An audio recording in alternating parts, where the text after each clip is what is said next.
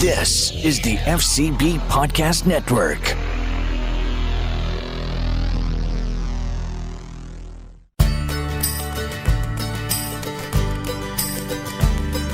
They freed us all from tyranny, risked everything for liberty, and they fought so we would be America, land of the free. Hi, and welcome back to the Growing Patriot Podcast, American History for Kids.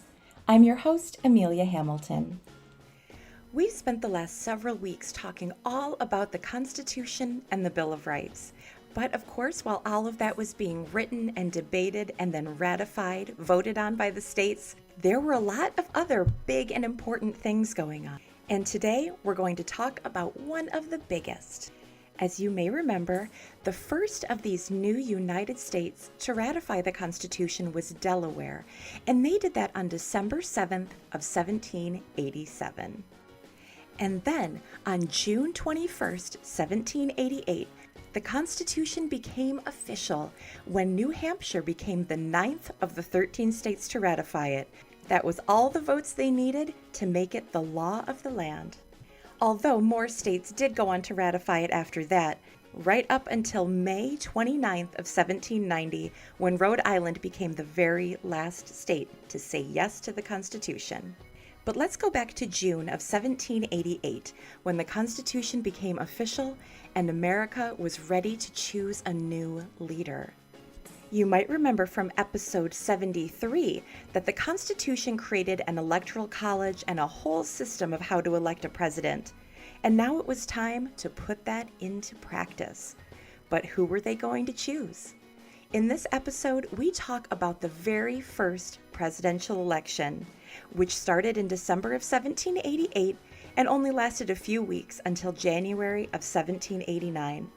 I have a great guest today, and I'm so excited to tell you all about the election of George Washington, how he was chosen, and about his inauguration, which officially made him the first president of the United States. And first, some questions from Emery.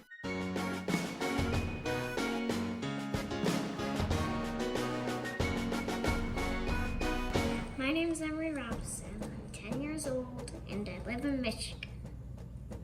My favorite activities are probably biking, playing on a four-wheeler, and playing with toys.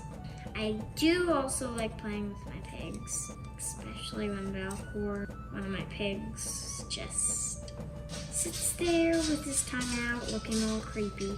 I'm going into 5th grade next year. My favorite food is probably McDonald's chicken nuggets. I have some questions to ask you. What did George Washington's campaign look like? How did he know he wanted to run for president? Did it start at an early age? What does inauguration mean? Do you think George Washington had favorite summertime food or had a dog? I wonder how he liked being the president. It must have been harder than he thought. Now to our expert for the answers.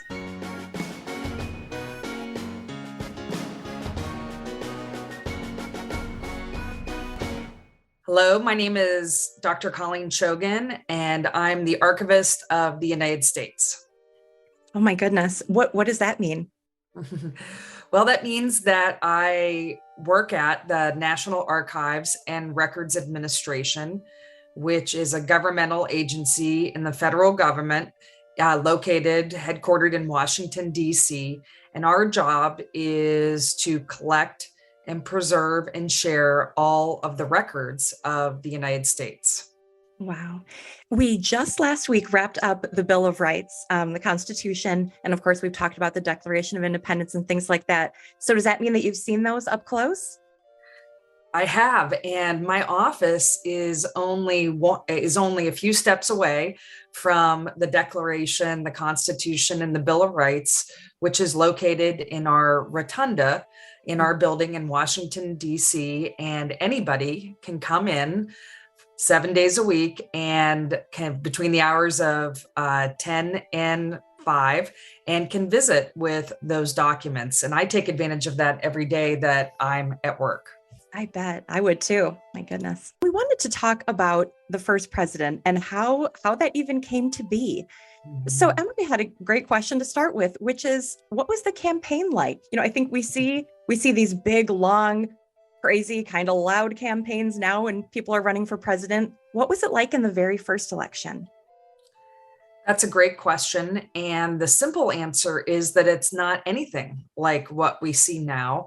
The first election of our president didn't really have any campaign. What was decided ahead of time was that they needed to select a leader to become the first president of the United States that everyone thought could do a very good job and that everyone trusted. And the one person in the United States that had the most trust and was well known all across just the few 13 states that were in the beginning was George Washington, because he served as the general of the Continental Army during the Revolutionary War, and he had a national reputation. So George Washington is the only president of the United States to be selected unanimously by the electors in the Electoral College. So no one voted against him. All 69 electors voted for him. And so he was unanimously selected to be our first president of the United States. Wow. And is that something that he really wanted to do? Is he excited and, tried to get people to vote for him? No, and that's very different from what we see today when we see people who are running for president who travel all across the country and ask people to vote for them, either in primaries or in our general election. And George Washington was very hesitant about serving as the first president of the United States because he had no examples to follow. There was really nobody, even in the world, to follow. There had never been a democratically elected president like that in the history of the world. And so George Washington was really in new territory. Remember, most countries at that point in time in the history of the world were governed by kings and queens and monarchs, and not people that were selected by the citizens like George Washington was. So he was very nervous about the precedents that he would set, that everybody else that became president of the United States after him would have to follow. So he was very intimidated, you might say, about this idea. Yeah. And I believe, was it his choice to go by Mr. President? Did he start that tradition as well? There was a lot of debate by the Senate early on about what they should call the president of the United States. In the Constitution, that was the title, President of the United States, but what should we actually call this person? And there were things like, His Excellency and other things that were batted around. But George Washington looked at all of those options and he said, well, I think the best thing would be just to stick with Mr. President. And that has stuck since Washington's selection. And I think that's a good thing. I do too. And I think it really speaks to his character that he didn't want a fancy, lofty title. That's right. I mean, George Washington didn't want to be one thing, and that was king. He had fought a whole entire war against the idea of having a king or a monarch that would be in charge. And he definitely didn't want to be, as president, to be mistaken for a king. Mm-hmm. One thing that I know about George Washington is that he loved his farm life. He loved his quiet life more than maybe being a public figure. And Emery, who is our guest today as well, she also lives on a farm. And one of her favorite things to do is play with her pigs. And I was wondering if you knew George Washington, did he have animals in particular? Emery also asked about dogs. Well, Mount Vernon, which was his farm and plantation, had many animals on it, including, sheep, goats, horses. But Washington was particularly, he was a dog lover. Washington had many dogs throughout his life. Some people estimate that probably he owned 50 different dogs throughout his life. something a little bit different than how we would think about dogs today. I have a dog, and my dog is my pet. So he lives a pretty good life. He's sleeping right now. He doesn't do too much work. He eats and goes for walks and is a companion for me. But he's not really a working dog. But the dogs that Washington had on his farm were what we might consider to be farm dogs or working dogs. And he was a big fan in particular of hounds, because the hounds could be used for hunting purposes. Mm-hmm. And in fact, he's viewed by many as the person who originated the breed we have right now called the American Foxhound, because he bred his hounds with hounds given to him by the Marquis de Lafayette, who fought alongside him in the Revolutionary War. And Lafayette sent him French hounds, and the breed, the mix between the two was what is generally accepted as the American Foxhound today. Wow. Actually, in our episode about the Marquis de Lafayette, we heard that he might have introduced, I'm trying to think, I believe it was Alsatians to America too. It sounds like he was quite a dog lover himself. Do we know the names of any of George Washington's dogs? He did have one. The names of his dogs were kind of funny. One dog in particular, his name was Vulcan, and Vulcan was probably his most famous hound. And the reason why Vulcan was so famous was that one day Martha Washington was in the kitchen with enslaved people who were preparing dinner for that evening, and they were preparing to serve ham that night for dinner. And Vulcan was a little bit of a sneak, and he got into the kitchen. He probably smelled the ham cooking, and he successfully stole the ham out of the kitchen and ran off with it and took it back to the kennel, where I'm sure he ate it, and maybe other dogs who lived with him in the kennel. Yes. And at dinner that night, someone asked why they weren't having ham, because I guess Martha Washington had promised ham for dinner that night, and she explained that Vulcan had stolen the dinner, that particular dish, and everybody sort of was a little annoyed about it. But reportedly, George Washington laughed and laughed and laughed and thought it was the funniest story ever about what Vulcan had done. And so Vulcan is probably the best known out of Washington's dogs. That's pretty funny. And it shows that maybe dogs haven't changed all that much, even though their lifestyles are very different. I know mine will try to sneak a little bit every once in a while too. All right, so when you mentioned this dinner, that actually leads perfectly into one of Emery's other questions, which is, did he have any favorite dishes? Do we know what kind of food the Washingtons liked to eat?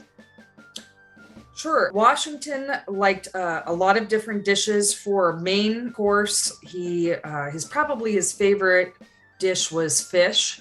Remember that Washington lived at Mount Vernon, and Mount Vernon was situated really steps away from the Potomac River that runs through Washington, D.C. And there was fishing that was done every day to feed those people who lived at Mount Vernon and also Washington's guests. So he most likely ate fish for one of his meals every day, and that was a favorite of his. He also had what we might consider to be called a sweet tooth today. He liked to eat desserts, and he ate a number of different pies, cakes. Martha Washington enjoyed making very large cakes at times. And interestingly enough, he even enjoyed ice cream, which was only enjoyed by people who were very wealthy at that moment in time, because you can imagine there weren't refrigerators or freezers at the time. So it was very difficult to make. But Washington did enjoy ice cream upon occasion when there was ice available to make it. Excellent. All right. So that's a little glimpse of his farm life, maybe the life he would have preferred. And, he ended up spending so much time in the military and then serving as president, which kept him away from his farm. But back to his public life for a minute. What is an inauguration? Let's start there. Once he became president, what happened next? Well, an inauguration is the beginning of something. So that just that word means the beginning, and in the American sense, it is the beginning of a presidential term of office. So we elect a president every 4 years. That's the term of office, and every 4 years after the election, we have an inauguration ceremony. And Washington, of course, was our first president. So it was the first inauguration ceremony. It took place in 1789 on April 30th, and it took place in New York City because that was serving as the capital of the United States at the time. So was it, a huge ceremony? Again, today I know things are very different, but you see these huge crowds come out, and there's music and celebration. Was it something like that, or was it a more subdued affair? It was more subdued than what we see today, but actually a lot of it has remained the same. There was, there would have been music and there would have been bells ringing in the morning before the inauguration. Washington took the oath of office a little past noon on April 30th. And we know right now the president is always inaugurated at noon. So that's pretty similar. And Washington decided that he would take the oath of office publicly. So he took it at a place called Federal Hall in New York City in Manhattan. And instead of taking the oath of office just privately in front of members of Congress and senators, he decided to actually step out on the balcony and take the oath of office so that the people that were gathered around Federal Hall, the citizens that were gathered around Federal Hall, could actually see him take the oath of office. They probably couldn't hear him too much because there was no microphones back then, no amplification of your voice. So it would just been his voice. They probably couldn't have heard too much, but at least they would have seen him take the oath of office. He also took the oath of office using a Bible, which we know all presidents have used a Bible since George Washington. And one thing that was a little bit different, he did give an inaugural speech or an address after taking the oath. In order to do that, he moved inside so that he could give the address to the people inside the Senate chamber that were gathered around. He didn't do it in a public area, but he did establish the practice of giving a speech after taking the oath. Interesting. Can you tell us a little bit more about what that oath is? The oath is actually in the Constitution, but it is the oath in which a president swears to uphold the Constitution to the best of his or her ability. And the president takes this oath because the president is the chief executive of the United States, according to the Constitution. So that person is in charge of actually carrying out the functions of government. So that's why you have to swear to uphold the principles of the Constitution to do it. Why do you think it was important for him to do that in public?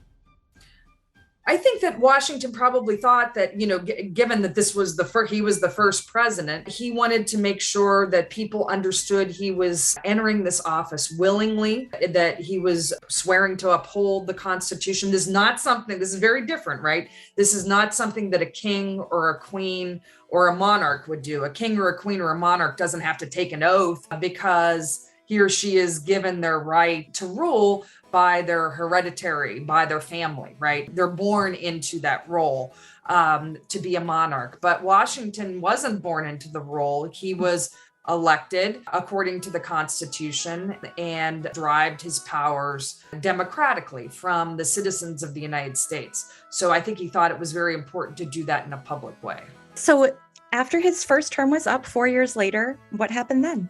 Well, Washington was once again reelected, and so he ended up serving 2 terms of office, 8 years. And I think that Washington would have probably liked to have just done 4 years and said that was it, but he was encouraged that it was still really early in the execution of the new constitutional government.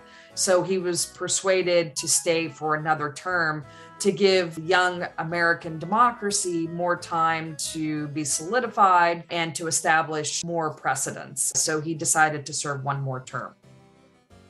Did anyone run against him in that second term, or did he run unopposed? No, nobody ran against Washington. Nobody ever ran against Washington. I wouldn't think so. Nobody wanted to mess with George Washington. That's for sure. Excellent. And so I loved Emery's last question, which was being president harder than Washington thought? Or, what did he think of being president?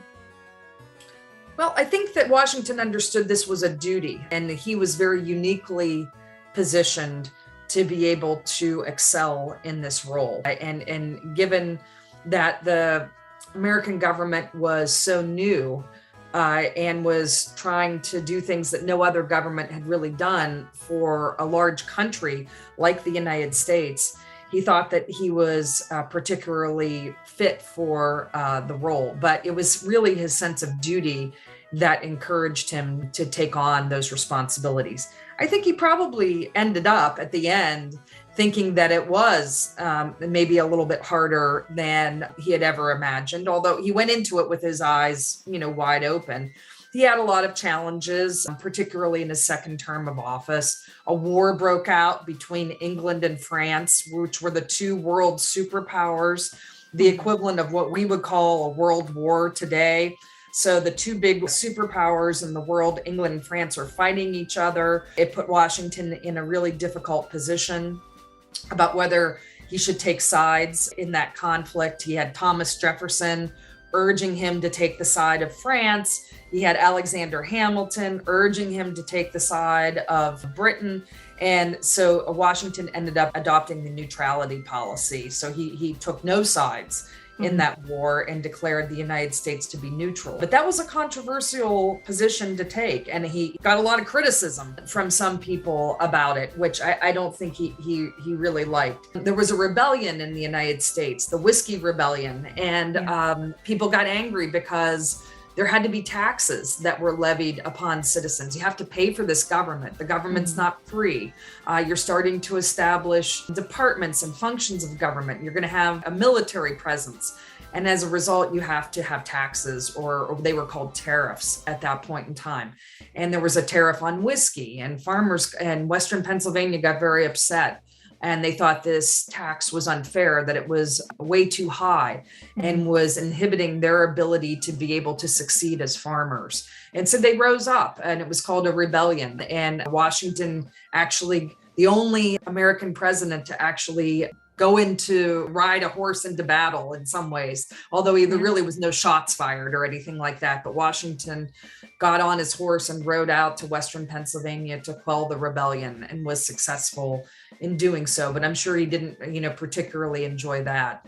And then the rise of political parties in the United States. Washington was not a fan of political parties. He thought that we really should be united based upon the principles that were contained in the Declaration of Independence and in the Constitution, and that we could have voting and we could have a democracy, but we shouldn't divide into what was called factions or political parties. But by the time Washington left office, the beginnings of political parties had started to form. And I think Washington probably didn't like that very much either. Yeah, I think we're really fortunate in a first president who was overseeing all of these incredible changes, that we had someone with a pretty level head, a steady hand at the tiller to keep things together when we were brand new. I think we're very fortunate. We were incredibly fortunate to have someone like George Washington at the beginning, because someone with a little bit less of character, a little less focus of mind, might have been very tempted to accept what some people wanted him to do, which was to basically crown himself as an American king. And Washington resisted that at all times. And anytime someone suggested that he do something that reminded him in some ways of monarchy or kings or queens, he said, no, this isn't the purpose of why we created a democratically elected chief executive. So he had that in the foremost part of his mind, and we're very, very lucky that we had someone with Washington's character and his steadfastness to be able to lead us through those first 8 years of government. A final question about him being, like you said, steadfast. Do you think that his wife, Martha Washington, had a part in that? Oh, I'm sure she did. There's Unfortunately, not as many. This is why the importance of records. Martha Washington and George Washington wrote back and forth many letters to each other, all during the Revolutionary War.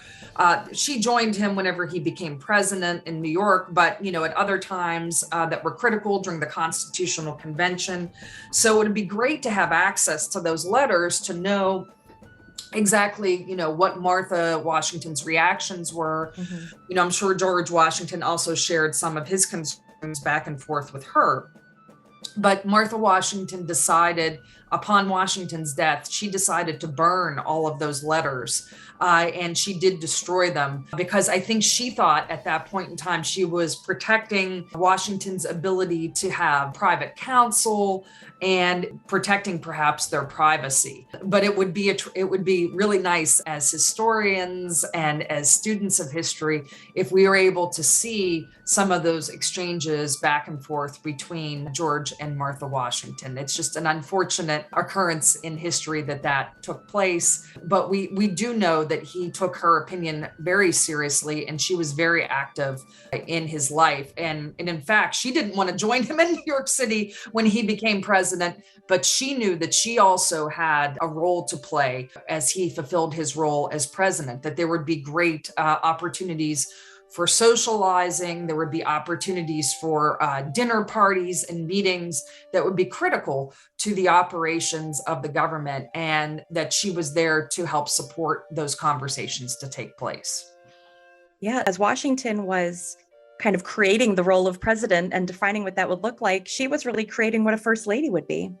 That's true. And the role, that term first lady wouldn't come for many, many years later, but we found that the role of first lady is actually, it's much studied, something that people are very interested in historically, because presidents have truly relied upon their spouses for all kinds of informal counsel, feedback, and input as their administrations have unfolded. Yeah. When you look back at major figures in history, there are some that are so interesting and so important, but maybe you wouldn't want to actually spend a lot of time with them. The Washingtons strike me as someone that I would love to have a cup of tea with or a glass of ale and, actually have a conversation. Right. And if you're an adult, they like to drink wine a lot. So that's what they might have offered you in the evening, but certainly in the morning or the afternoon, they would have offered you coffee or tea. That's right. Wonderful. All right. So as we look back on George Washington and his presidency, what are some of the key things that we should keep in mind? Well, sometimes going first is actually really important. That's what I say about Washington. A lot of times when we think of why does the president do this, or why is this tradition, or even the White House, why does it exist where it is? So not all the time, but a lot of time the answer is George Washington. Washington went first. And sometimes people think, well, going first, the government wasn't quite as formed as it is now. It wasn't quite as big. It wasn't as vast, as important. But really, Washington was the one that put those building blocks in place. So we should be very thankful once again to George Washington, because putting the principles of the Constitution on paper is one thing and really important. We can thank James Madison as the primary architect of the Constitution, but then really putting those principles into action and into practice, then we have to thank George Washington for what he did. Yes, absolutely. And I think we should always still remain grateful for the solid foundation that we have. Absolutely. All right, Dr. Shogan, thank you so much for joining us today and giving us this great introduction. Thank you very much for having me. And I hope everybody is encouraged by the study of American history. And, you're welcome to come to visit us at the National Archives in Washington, D.C., or you can visit us online at nara.gov. And we have a lot of resources for kids and for teachers who are curious about learning more about American history.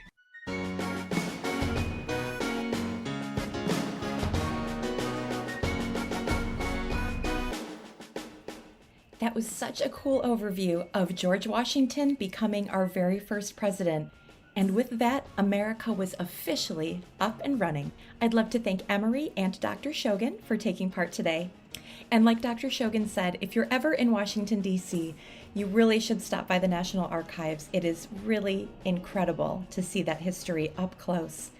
But if you're not able to make it to Washington, D.C., NARA.gov has a lot of really cool stuff to see. Thanks for listening today, and I can't wait to talk to you next time.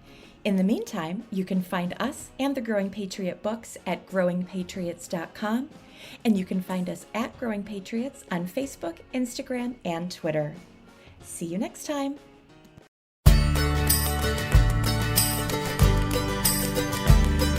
They freed us all from tyranny, risked everything for liberty, and they fought so we would be America, land of the free. This has been a presentation of the FCB Podcast Network, where real talk lives.